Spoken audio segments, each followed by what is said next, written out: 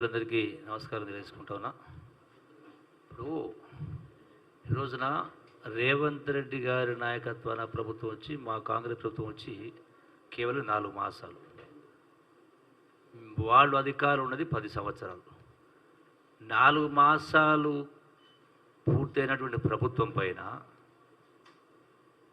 మెడలు వంచుతాం, అంటే ఇష్టారాజ్యంగా కొరిగి చంపుతాం, అంటే ఏమైనా మాటలు వీపులు విమానం అవుతా, ఉల్టా సీదా వాగ్దానాలు, చావటలు, దద్దం అనుకుంటూ మాట్లాడుతూ ఉంటే ఒక ముఖ్యమంత్రి ఎవరు చవటలు ఎట్లయితారు, ఎవరు దద్దములు ఎట్లయితారు? మా ప్రభుత్వం 4 మాసాలు, మీ ప్రభుత్వం 10 సంవత్సరాల పాటు పరిపాలన చేసింది. మరి నిజంగా మీరు కేసీఆర్ చవట దద్దమ్మ కాకపోతే ఇలాంటి లఫూటు మాటలు మాట్లాడుకుంటూ ధనిక రాష్ట్రాన్ని నీకు అప్పచెప్తే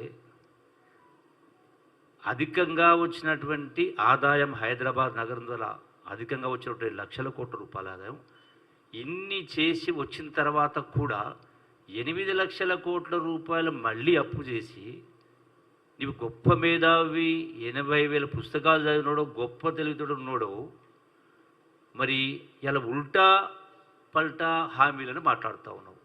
నువ్వు 10 సంవత్సరాల కింద మరి ధనిక రాష్ట్రం ఇన్ని అప్పులు, ఇంత ఆదాయం వచ్చినా కూడా నీవిచ్చిన హామీలు ఎందుకు ఒక్కొక్కటి అమలు కాలేదు?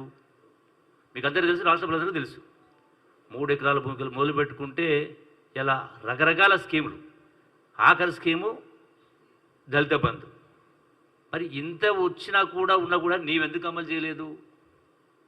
10 సంవత్సరాలైనా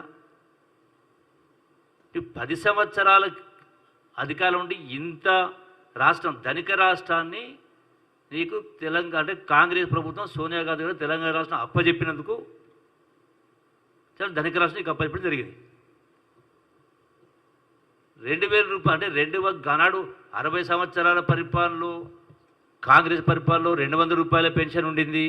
నేను వచ్చినాక 2,000 రూపాయల పెన్షన్ చేసినాను అంటున్నావు. ఎట్టకెళ్ళి ఇచ్చినావు నువ్వు? తెలంగాణ రాష్ట్రం ఇచ్చినందుకు, హైదరాబాద్ కేంద్రంగా ఉన్నందుకు, మిగులు రాష్ట్రం ధనిక రాష్ట్రం అయినందుకు, అధిక ఆదాయం వచ్చినందుకు ఆ 2,000 రూపాయల పెన్షన్ ఇచ్చుడొచ్చు. ఇలా మేము 4,000 రూపాయల పెన్షన్ ఇస్తామని ప్రకటించడం జరిగింది. ఇచ్చే కార్యక్రమం మొదలు పెడతాం. ఆల్రెడీ 4 మంత్స్ అయింది. మరి నీవెందుకు? నీ గొప్పతనం ఎక్కడుంది? ఏ లెక్క ప్రకారం నువ్వు? రెండవది, ఇంతకుముందు సహచర మంత్రి ఉత్తమ్ గారు చెప్పినట్టుగా లక్షల కోట్ల రూపాయలు ఇలా అవినీతి కార్యక్రమం చేసి ఇరిగేషన్ ప్రాజెక్టు గురించి మాట్లాడుతున్నారు. అసెంబ్లీ సాక్షిగా చెప్పడం జరిగింది. మరి కేసీఆర్ నీ మాటల్లో నీ లెక్క ప్రకారం మాట్లాడాలంటే ఏం మాట్లాడు అన్నాడు? ఉద్యమ సందర్భం కావచ్చు, తర్వాత కానీ ప్రాంతీయుడు రాష్ట్ర అంటే అన్యాయం చేస్తే ప్రాంతం నుంచి పారద్రోలాలన్నావు. ప్రాంతీయుడు అన్యాయం చేస్తే 1000 గజాల లోతున పాతి పెట్టాలన్నావు. మరి నువ్వు ప్రాంతీయుడేవే కదా, నీ లెక్క ప్రకారం చూస్తే నిన్ను పాతి పెట్టాలా? ప్రజలు పాతి పెట్టి ఇప్పటికే ఏ లెక్క ప్రకారం చూసినా కూడా